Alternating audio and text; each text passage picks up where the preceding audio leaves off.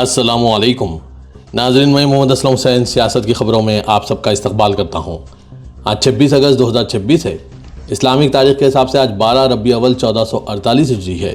پیش ہے آج کی کچھ اہم خبریں۔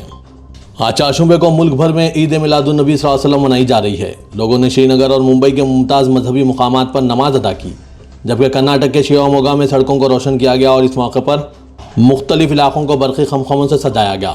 عقیدت مندوں نے نبی کریم صلی اللہ علیہ وسلم سے منسلک امن، انسانیت اور فرقہ وارانہ ہم آہنگی کے پیغام کو بھی اجاگر کیا۔ شری نگر میں اس موقع پر لوگوں نے درگاہ حضرت بل میں نماز ادا کی۔ ایک مقامی محمد یاسین نے پیغمبر اسلام صلی اللہ علیہ وسلم کے امن کے پیغام کو اجاگر کیا اور دنیا بھر میں جنگوں اور عظیم تر انسانیت کے خاتمے کا مطالبہ کیا۔ ریاست مہاراشٹر کے شہر ممبئی میں لوگوں نے عید میلاد النبی صلی اللہ علیہ وسلم کے موقع پر مینارہ مسجد میں نماز ادا کی۔ ایک مقامی نے کہا، یہ الہی نعمتوں کا دن ہے، اللہ تعالیٰ اسی دن ہماری تمام پریشانیوں کو دور کرے، وہ پوری امت مسلمہ کو اپنے حفظ و امان میں رکھیں اور ممبئی شہر کو ہمیشہ کے لیے محفوظ بنائیں۔ اللہ ہمیں اس دن کو بار بار دیکھنے کا موقع عطا فرمائے۔ شہر کے کئی گلیوں اور چوراہوں کو عید میلاد النبی صلی اللہ علیہ وسلم کے ضمن میں سجایا گیا ہے۔ پورے ملک میں بڑے ہی جوش و خروش کے ساتھ منایا جا رہا ہے۔ صدر جمہوریہ ہند دروپدی مرمو نے آج چاشمبے کے روز عید میلاد النبی صلی اللہ علیہ وسلم کے موقع پر شہریوں کو مبارکباد پیش کرتے ہوئے لوگوں سے اپیل کی کہ وہ پیغمبر اسلام صلی اللہ علیہ وسلم کی تعلیمات اور زندگی سے تحریک لیں اور ایک جامع اور ترقی پسند ہندوستان کی تعمیر میں اپنا حصہ ڈالیں۔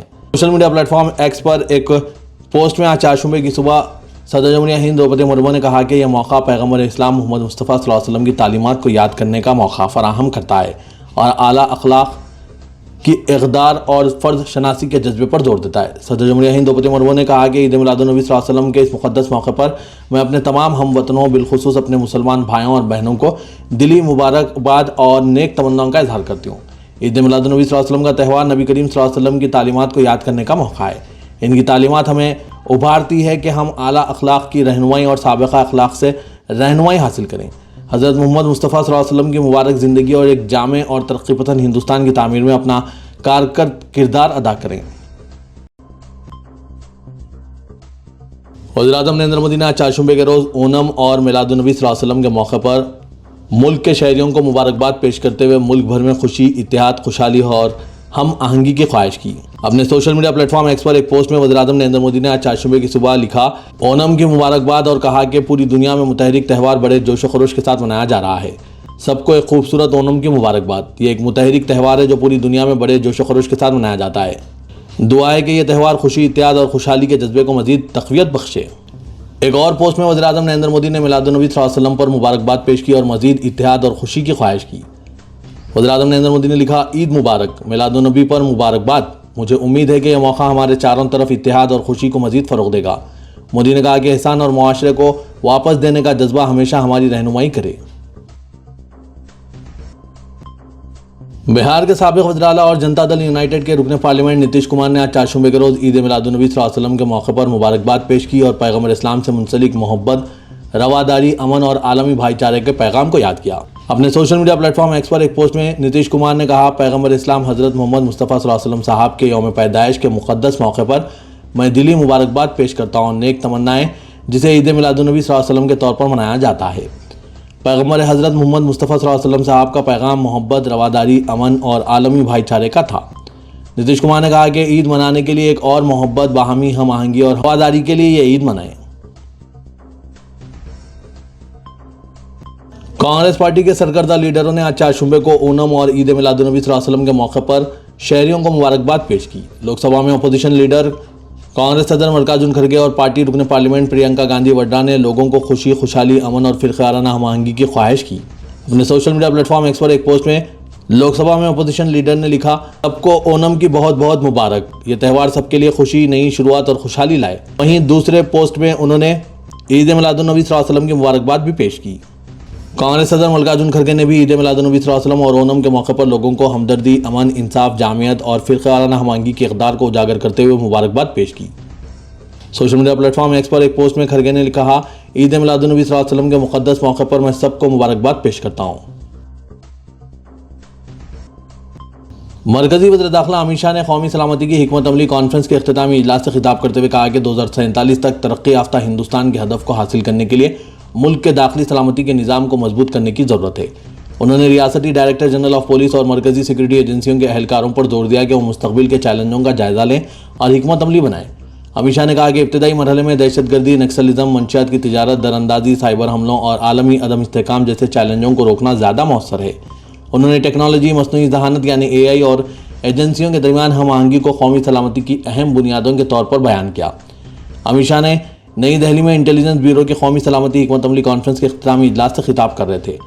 2 روزہ کانفرنس میں ریاستوں کے director general of police, senior police افسران اور مرکزی سیکورٹی ایجنسیوں کے عہدیداروں نے شرکت کی۔ امت شاہ نے کہا کہ قومی سلامتی کی حکمت عملی صرف موجودہ مسائل کی بنیاد پر نہیں بنائی جانی چاہیے۔ انہوں نے اس بات پر زور دیا کہ اگلے 15 سے 20 سالوں کے عالمی رجحانات کا مطالعہ کرنا ضروری ہے۔ دہلی پولیس کی کرائم برانچ کی تحقیقات میں کینسر کی دوائیوں کی بلیک مارکیٹنگ کے خوفناک ریکٹ کا انکشاف ہوا ہے۔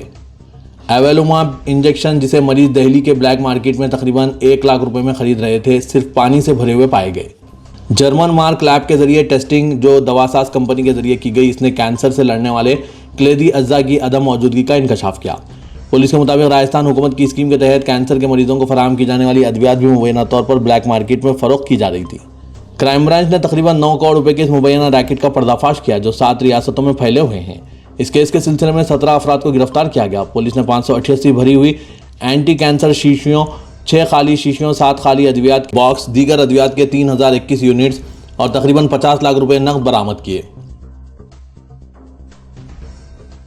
اتر پردیش کے الہ آباد ہائی کورٹ نے ایک اہم فیصلے میں قرار دیا ہے کہ کسی طالبہ کو اسکول کی جانب سے مقرر کردہ یونیفارم میں اپنی ذاتی پسند یا مذہبی بنیاد پر ترمیم کرنے کا حق حاصل نہیں ہے۔ عدالت نے پریاگ راج کے ایک نجی اسکول کی مسلم طالبہ کی درخواست بھی مسترد کر دی جس میں یونیفارم کے ساتھ حجاب پہننے کی اجازت طلب کی گئی تھی۔ جسٹس JJ منیر اور جسٹس اندرجیت شکلا پر مشتمل بینچ نے یہ فیصلہ سنایا۔ درخواست گزار طالبہ جو ٹیگور پبلک اسکول پریاگ راج میں زیر تعلیم تھے، اس نے 10ویں جماعت مکمل کرنے کے بعد اسی اسکول میں 11ویں جماعت میں داخلے کے لیے یونیفارم کے ساتھ حجاب پہننے کی اجازت مانگی تھی۔ اس نے اپنی والدہ کے ذریعے عدالت سے رجوع کیا تھا۔ طالبہ کا کہنا تھا کہ وہ اسے 10ویں جماعت تک حجاب پہن کر اسکول آتی رہی اور اس دوران اسکول انتظامیہ نے کوئی اعتراض نہیں کیا۔ اس نے عدالت کے سامنے یہ دلیل بھی دی کہ حجاب اس کے اسلامی عقیدے کا لازمی حصہ ہے، تاہم عدالت اس دلیل سے متفق نہیں ہوئی۔ بینچ نے طالبہ کی سابقہ جماعتوں کی تصاویر کا حوالہ دیتے ہوئے کہا کہ ان میں وہ واحد طالبہ نظر آتی ہے جو سر پر اسکارف پہنتی تھی، حتیٰ کہ اس کی مذہبی برادری سے تعلق رکھنے والی دیگر طالبات بھی حجاب میں نظر نہیں آئی۔ عدالت نے حجاب کو اسلام کا لازمی مذہبی عمل قرار دینے کے دعوے کو بھی مسترد کر دیا۔ فیصلے میں کہا گیا ہے کہ جہاں بھی یہ معاملہ ہائی کورٹ کے سامنے آیا وہاں عدالتوں کی رائے یہی رہی کہ مسلمان خاتون کے لیے سر ڈھانپنا ایسا لازمی مذہبی عمل نہیں ہے جسے اختیار نہ کرنے سے اس کا ایمان یا مذہب خطرے میں پڑ جائے۔ عدالت نے مزید کہا کہ غیر امدادی نجی تعلیمی اداروں کو یونیفارم کا ضابطہ نافذ کرنے کا اختیار حاصل ہے، بشرطے کہ یہ ضابطہ منصفانہ، غیر امتیازی اور نظم و ضبط و مساوات برقرار رکھنے کے مقصد سے ہو۔ AIMIM کے صدر و رکن پارلیمنٹ اسدالدین اویسی نے اتر پردیش پریاگ راج کے ایک اسکول کے ایک نابالغ طالب علم کی طرف سے دائر درخواست کو خارج کرنے کے الہ آباد ہائی کورٹ کے فیصلے پر سخت نکتہ چینی کی ہے، جس نے مقررہ اسکول یونیفارم کے ساتھ حجاب پہننے کی اجازت مانگی تھی۔ اسدالدین اویسی نے عدالت کے فیصلے کو اسلام پر حملہ قرار دیا اور سوال کیا کہ کیا ہائی کورٹ کو ایسا حکم دینا چاہیے تھا۔ انہوں نے کہا کہ سبری مالا کیس سپریم کورٹ کے سامنے زیر التوا ہے، جہاں ضروری مذہبی رسومات کے معاملے پر غور کیا جا رہا ہے۔ میں ہائی کورٹ کے اس فیصلے سے متفق نہیں ہوں۔ آج کا فیصلہ ہندوستانی آئین کے آرٹیکل 25 اور 19 کی خلاف ورزی کرتا ہے۔ آپ کون ہوتے ہیں فیصلہ کرنے والے کہ اسلام کے لیے کیا ضروری ہے؟ لڑکیاں اپنے سر پر حجاب پہنتی ہے، دماغ پر نہیں، یہ اسلام پر حملہ ہے۔ اسدالدین اویسی نے یہ بات کہی۔ اداکار پرکاش راج نے کرناٹک کی مختلف سول سوسائٹی تنظیموں کی نمائندگی کرتے ہوئے SIR کے خلاف احتجاج کے لیے بنگلور میں 1 سپٹمبر کو الیکشن کمیشن چلو مہم کا اعلان کیا اور الزام لگایا کہ SIR کا عمل غیر سائنٹیفک اور نقائص سے بھرپور ہے۔ انہوں نے ادعا کیا کہ لاکھوں اہل ووٹرز کی فہرست رائے دہندگان کے مسودے سے خارج کیا گیا۔ انہوں نے مطالبہ کیا کہ SIR کے عمل کو روکا جائے۔ بنگلورو میں ایک پریس کانفرنس سے خطاب کرتے ہوئے پرکاش راج نے کہا کہ کرناٹک کی سول سوسائٹی تنظیموں نے خصوصی سرگرم نظر ثانی کے عمل کے خلاف مہم شروع کرنے کا فیصلہ کیا ہے۔ ریاست بہار میں بہار پبلک سروس کمیشن کے امتحانی نظام میں اصلاحات کے مطالبے کو لے کر پٹنہ میں ہزاروں طلبہ اور پولیس کے درمیان شدید جھڑپ کا واقعہ پیش آیا۔ وزیر اعلیٰ کی رہائش گاہ کی جانب مارچ کرنے سے روکے جانے پر مظاہرین نے پولیس پر پتھراؤ کیا، جس کے جواب میں پولیس نے واٹر کینن اور لاٹھی چارج کا استعمال کیا۔ مظاہرین کی اکثریت اگلے ماہ ہونے والے اساتذہ کی بھرتی کے امتحانات کے امیدواروں پر مشتمل تھی۔ طلبہ کا مطالبہ تھا کہ تحریری امتحان کو پریلیمز اور مینز کے 2 مرحلوں کے بجائے ایک ہی مرحلے میں منعقد کیا جائے۔ تلنگانہ کے وزیر اعلیٰ ریونت ریڈی نے میلاد النبی صلی اللہ علیہ وسلم کے موقع پر ریاست کے مسلمانوں کو دلی مبارکباد پیش کی۔ انہوں نے اپنے پیام میں کہا کہ حضرت محمد مصطفیٰ صلی اللہ علیہ وسلم کی ولادت باسعادت کی خوشی میں جشن میلاد النبی صلی اللہ علیہ وسلم کا اہتمام کیا جاتا ہے اور یہ مقدس دن مسلمانوں کے لیے انتہائی اہمیت کا حامل ہے۔ وزیر اعلیٰ نے کہا کہ پیغمبر اسلام حضرت محمد مصطفیٰ صلی اللہ علیہ وسلم امن، محبت، بھائی چارہ، رحم دلی، انسانیت اور نیک اور صالح زندگی گزارنے کا جو پیغام دیا ہے وہ ہمیشہ معاشرے کے لیے مشعل راہ رہے گا۔ انہوں نے کہا کہ حضور اکرم صلی اللہ علیہ وسلم کی تعلیمات عالمی امن، باہمی اتحاد اور سماجی ہم آہنگی کے لیے رہنمائی فراہم کرتی ہے۔ چیف منسٹر نے کہا کہ تلنگانہ کی عوام حکومت مسلم اقلیتوں کی فلاح و بہبود اور ترقی کو اولین ترجیحات میں شامل کرتے ہوئے کام کر رہی ہے۔